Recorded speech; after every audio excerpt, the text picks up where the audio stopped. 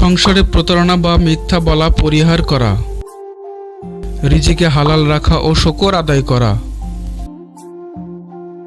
স্ত্রীর সাথে সুন্দর আচরণ, সন্তানদের প্রতি মায়া, রাগ মুহূর্তে চুপ থাকা ও ওযু করা,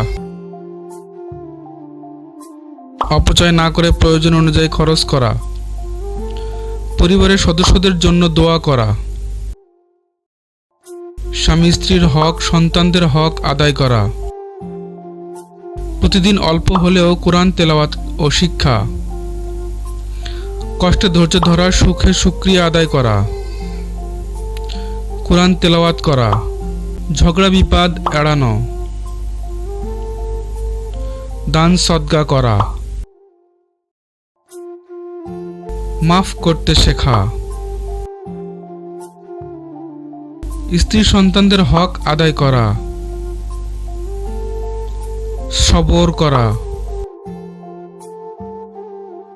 আল্লাহর উপর ভরসা রাখা।